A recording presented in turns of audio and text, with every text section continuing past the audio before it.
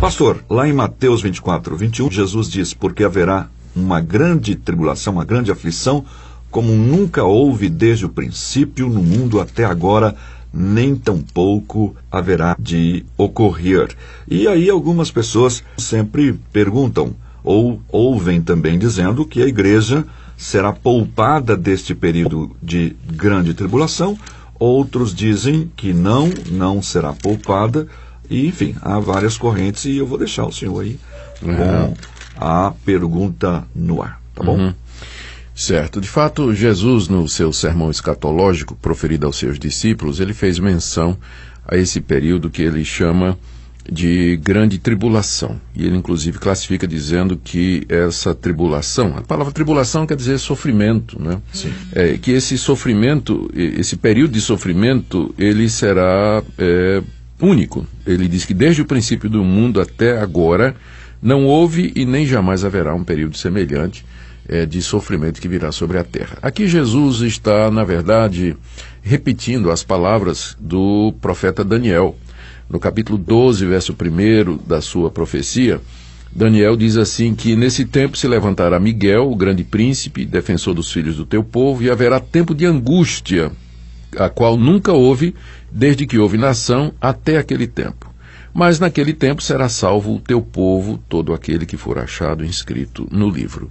Então o profeta Daniel já havia se referido a esse período que ele chama período de angústia, que nunca houve similar a ele, mas que seriam salvos aqueles que fossem achados inscritos no livro. Aqui mesmo, no livro de Daniel, voltando um pouquinho, nós encontramos no capítulo 9 a famosa profecia das 70 semanas, que também tem sido interpretada por alguns da seguinte maneira, que juntando o quadro todo, né, o que a posição popular e tem que ser dito recente, é que o quadro que nos espera seria mais ou menos esse. Próximo à vinda de Jesus, então ele viria secretamente nos ares para arrebatar o seu povo. Certo. Então todo o verdadeiro cristão seria arrebatado desse mundo, transformado para o encontro com Cristo nos ares. Mas esse encontro é secreto. Somente os crentes participarão. O mundo não verá. Essa é uma posição, né? Essa é uma posição. E aí, então, depois que a igreja for arrebatada do mundo de forma secreta, começa o período de grande tribulação, que os estudiosos, né, dessa linha dizem que será de 7 anos. Sim. Então, durante esses 7 anos, surgirá o anticristo, que terá um domínio sobre todo mundo, vai perseguir os judeus, particularmente, e vai implantar o seu reino sobre a terra. E no final dos 7 anos, quando os que se converterem nesse período, porque haverá conversão durante esse período, né, especialmente entre os judeus, quando tudo parece que está perdido para esse povo, né, que está dentro da grande tribulação, Cristo vem uma segunda vez. Na verdade já seria a terceira, né? A primeira quando ele encarnou, a segunda silenciosamente para arrebatar a igreja, e agora vem uma terceira vez pública, né? E aí ele esmagará o anticristo numa batalha fenomenal, apocalíptica, e então instalará o seu reino milenar aqui na Terra. Certo. Então, dessa perspectiva que a gente chama de dispensacionalista, ou alguns pré-milenistas, a grande tribulação é um período de 7 anos de sofrimento sobre a terra, debaixo do controle do anticristo. A igreja terá sido arrebatada antes e será encerrada com a vinda de Cristo para destruir o anticristo. Certo. E começar o período que é chamado do milênio. Bom, essa posição, Nathan, ela é recente, viu? Ela tem uns 200 anos no máximo. Essas ideias, elas nasceram de uns encontros ou conferências proféticas que foram realizadas na Europa, onde pela primeira vez essas ideias apareceram. Mas antes disso, ninguém na história da igreja, os pais da igreja, os reformadores, os grandes teólogos... Eles caminhavam nessa direção. Não. Essa ideia de que o arrebatamento antes da grande tribulação, isso aí é modernismo, né, por assim dizer, é uma posição mais moderna. Essa posição não se sustenta, Nathan. Primeiro, a Bíblia fala mesmo da grande tribulação, isso aí nós não temos dúvida. Cremos que antes da vinda de Cristo, o reino do anticristo será instalado, e ele haverá realmente de impor o seu domínio sobre as nações. Será um período de grande sofrimento, de grande perseguição, como nunca houve. Sem comparação. Sem comparação. E ele será destruído pela vinda do Senhor Jesus.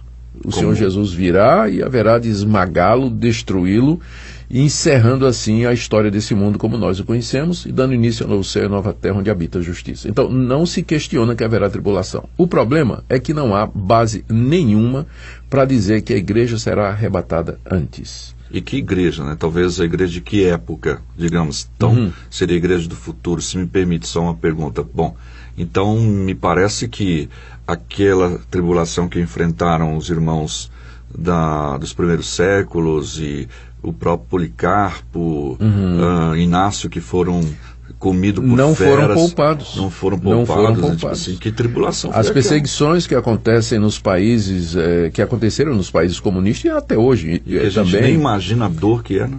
E também o sofrimento dos cristãos debaixo de regimes totalitários muçulmanos e islâmicos, né, eles não têm sido poupados. Né? Então não há nenhuma razão para pensar que Deus vai arrebatar secretamente a igreja antes desse período da grande tribulação. Não há nenhuma passagem bíblica. Olha, uma das passagens que eles costumam dizer, né, que fala do arrebatamento, é aquela palavra de Paulo na primeira carta aos Tessalonicenses, quando ele fala da vinda do Senhor Jesus. No capítulo 4, ele diz assim, a partir do verso 13, eu não quero, irmãos, que sejam ignorantes com respeito aos que dormem. Os que dormem aqui são os que morreram, né? Para não vos entristecerdes como os demais que não têm esperança. Pois se cremos que Jesus morreu e ressuscitou, assim também Deus, mediante Jesus, trará em sua companhia os que dormem. Ora, ainda vos declaramos por palavra do Senhor isso. É aqui, presta atenção. Nós, os vivos, os que ficarmos até a vinda do Senhor, de modo algum precederemos os que dormem. Porquanto o Senhor mesmo, dada a sua palavra de ordem, ouvida a voz do arcanjo e ressoada a trombeta de Deus, descerá dos céus, e os mortos em Cristo ressuscitarão primeiro. Depois nós, os vivos, os que ficarmos, seremos arrebatados juntamente com ele entre nuvens para o encontro do Senhor nos ares, e assim estaremos para sempre com o Senhor. Consolai-vos, pois, uns aos outros com estas palavras. Então eles dizem, está aí, ó, Jesus está falando do arrebatamento. Sim, ele está falando. E de fato, quando o Senhor Jesus Cristo vier em glória, duas coisas vão acontecer. Os mortos ressuscitarão e os vivos serão arrebatados, ou seja, eles serão tomados daqui da terra, elevados para o encontro do Senhor, com o Senhor Jesus nos ares. Sim. Mas isso não é um evento, Natsan, não é um evento misterioso, oculto, secreto. Porque olha os termos em que Paulo diz aqui, ó. Ele diz, o Senhor, dada a palavra de ordem, ouvida a voz do arcanjo. O arcanjo é um anjo que está no topo da hierarquia. A voz dele, não é? vai ressoar. Vai ressoar no ressoar. E ressoar da trombeta de Deus. A trombeta era um instrumento que era usado para convocação pública. Quando a trombeta era tocada, era ouvida a quilômetros de distância, né? Imagina um anjo. Imagina um arcanjo tocando uma trombeta. O que é que tem de silencioso nisso, secreto, misterioso? Não tem nada. Então, é a vinda do Senhor Jesus. Não tem isso de arrebatamento secreto antes da grande tribulação. Por que a igreja não passaria na grande tribulação? Você já disse, não é? Não tem nenhuma razão histórica, porque houve outras tribulações. Não houve igual a essa que vai haver. Mas a igreja já passou por grande sofrimento e Deus não... Aqueles que estavam passando... Deus não livrou. Eles foram até o fim, não é? Passaram por grande sofrimento. E a igreja que passará pela grande tribulação é a igreja de Cristo que vai estar aqui nesse mundo, não é nenhuma outra igreja ou qualquer tipo especial. Deixa eu voltar aqui as palavras de Jesus que você citou, lá em Mateus. Ele diz aqui, ó, aqueles dias serão de tamanha tribulação como nunca houve desde o princípio do mundo que Deus criou até agora e nunca jamais haverá. Aí ele diz assim, não tivesse o Senhor abreviado aqueles dias, ninguém se salvaria. Mas por causa dos eleitos que ele escolheu, abreviou os dias. Ou seja, os eleitos vão estar lá. Exato. Os eleitos vão estar no meio da grande tribulação. É por isso que Deus vai, inclusive, abreviar, né, o tempo do sofrimento e a intensidade para que os eleitos possam suportar a pressão, né, que o anticristo vai fazer sobre eles para renegar a fé, para apostatar, o sofrimento físico, e Deus então vai preservá-los, porque Deus preserva aqueles que são seus. Então, resumindo, Natsan, Eu entendo, e essa é a posição histórica, né, que a igreja sempre adotou, é que haverá uma tribulação. Inclusive, alguns acham que essa tribulação ela é figurada. Não, eu não acho. Eu creio que ela é muito clara.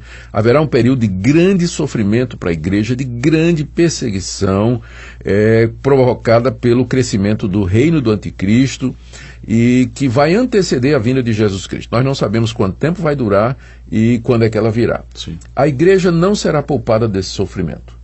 Mas esse período será encerrado com a vinda do Senhor Jesus Cristo. Nos ares, publicamente, abertamente, todo olho verá anticristo esmagado, inimigos destruídos, povo de Deus salvo, ressurreição dos mortos, transformação dos vivos, novo céu e nova terra, onde habita a justiça. Aleluia. E tudo para a glória dele, né, no final Amém. das contas. Amém. Que bom. É uma certa feita, faz tempo isso, muito tempo, lá na primeira igreja, o senhor veio falar um pouquinho, e a gente estava presente na ocasião.